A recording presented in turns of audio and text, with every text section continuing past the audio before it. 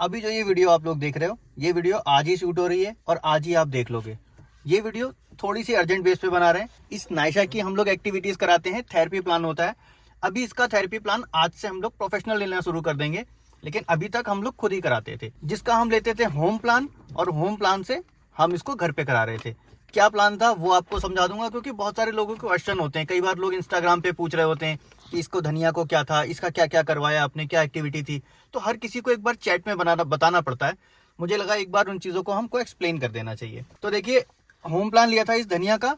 इसको प्रॉब्लम है GDD, vestibular का इशू है। इसको डरती बहुत ज़्यादा है, एक आंख इसकी स्क्विंट हो जाती है, कई बार घबराहट में आती है। तो जब ये चलती है तो इसके चलने में फ़र्क है, चलती डर डर के है, हाथों को इस तरह से लेके चलती है। इसके कुछ मल्टीविटामिन सप्लीमेंट्स भी हमने लिए थे, जो लिए थे हमने मुरादाबाद डॉक्टर मंजेश राठी से। वो सप्लीमेंट हम लोग डेली देते हैं, साथ में इसकी थेरेपी चलती है। थेरेपी का प्लान स्टार्टिंग से क्या था मैं आपको एक बार बता देता हूँ। देखो जी, पहला प्लान मैं ये देता हूँ आपको, जो हमें मिला था 5वें महीने 2023 में। इसको हमने SGT में दिखाया था, SGT यूनिवर्सिटी में इसका जो भी डायग्नोस हुआ वहाँ हुआ। इसकी आंखों का टेस्ट हमने कराया डॉक्टर श्रॉफ आई चैरिटेबल हॉस्पिटल दिल्ली से।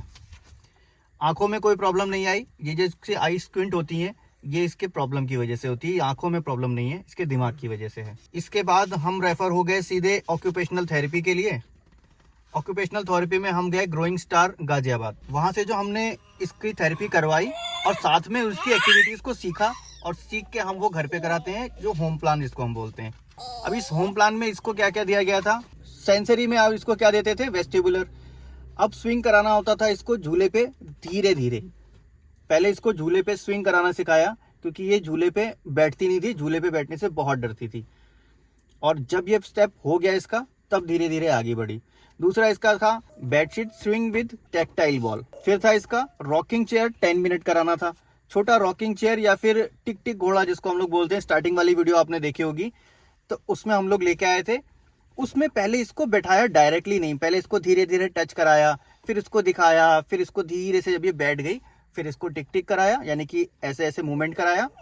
इसके बाद फिर उसको चलाया, तब जाके इसमें थोड़ी सी इंप्रूवमेंट आई। बैलेंस बोर्ड वाली एक्टिविटीज को करानी थी, बैलेंसिंग की, वो हमने कराई। बाकी जो थेरेपी बॉल वाली एक्टिविटीज होती हैं, वो भी हमने पहले आपको दिखा रखी हैं। बॉल के ऊपर इसको लिटा के आगे पीछे वो करते हैं। अब ग्रॉस मोटर के इसके जो आ जाते हैं, इसमें से हमने कुछ चीजें नहीं कराई क्योंकि ये नहीं कर रही थी। वो थी ये 1 लेग स्टैंडिंग। 1 लेग स्टैंडिंग इसका नायशा का नहीं हो पाया, क्योंकि वो कर नहीं पाई।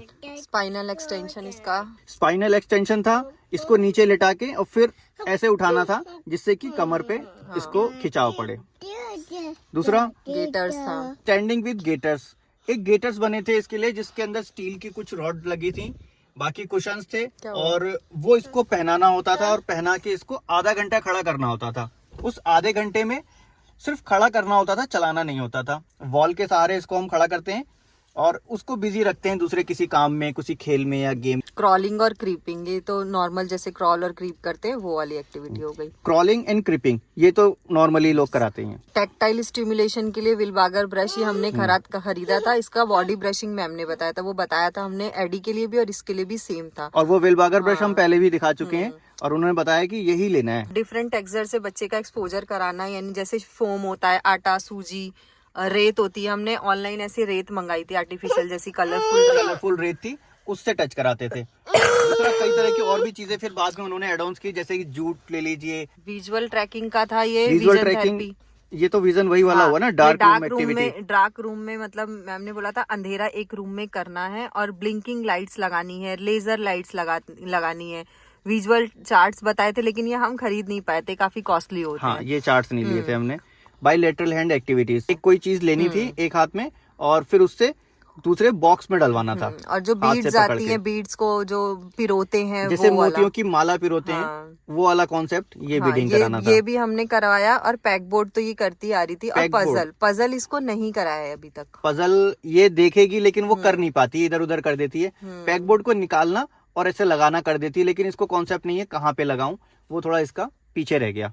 इसमें थोड़ी सी इम्प्रूवमेंट आई, लेकिन अभी हमको जरूरत है इसकी प्रोफेशनल थेरेपी लेने की। हमको लग रहा है कि जब हम दूसरा प्लान था, ये मैम ने फिर दोबारा दिया था 3 महीने बाद, है ना। इसमें भी यही, हाँ, 3 महीने बाद फिर उसी प्लान को थोड़ा बहुत चेंज करके रिवाइज कर दिया था। बाकी हम लोग जब भी जाते हैं तो उनसे होम प्लान जरूर लेते हैं और 2 से 4 घंटे वहाँ बिताते हैं, उन चीज़ों को देखते हैं, सीखते हैं, छोटी छोटी वीडियो क्लिप्स रिकॉर्ड करते हैं और रिकॉर्ड करके तब वहाँ से आते हैं। अब फिर इसके बाद जब इसका कुछ चेंज हुए थे तो इसको वॉक कराना था कि डिफरेंट टेक्सचर्स पे, जैसे बीच में हमने कुछ अलग टाइप की मैट रख दी, फिर एक मैट कांटे वाली आती है वो रख दी, फिर एक हल्की सी सॉफ्ट वाली आती है, 2-3 टेक्सचर पे इसको वॉक कराना था, अनइवन सरफेस पे करवाना था, उबड़ खाबड़ चीजों और फिर पे। वही होता है जो बैलेंस बोर्ड एडी का था, वही थेरेपी बॉल, स्विंग, सेम वो सारी चीजें हाँ, क्रीपिंग, क्रॉलिंग, थी, ये सब वही था। Weight bearing activity, standing with gaiters, तो ये बताया ये था। गेटर्स तो हमने लगा ही रहे थे, 1 लेग स्टैंडिंग नहीं हुई इसकी। टेक्टाइल के लिए उन्होंने जो बोला था विलबागर, वो बोला बाद में बंद कर देना, अब उसका एक नॉर्मल ब्रश लेना। उस चीज को थोड़ा सा अपग्रेड किया, नॉर्मल ब्रश, या फिर आप वो ले लेना जो स्कॉच ब्राइट के साथ आता है, डबल स्पंज। नायशा रोने लगी, क्या हुआ बेटा? मैं लाओ शीशे खोल दूं। शीशे खोल दिए, हवा आ गई, हवा आ गई, हवा आ गई, हवा आ गई। उसको लग रहा है कि ये क्या बता रहे हैं, क्या बात कर रहे हैं। हवा आ गई ना? तो वो ब्रश हमने ले लिया था, वो स्कॉच ब्राइट वाला।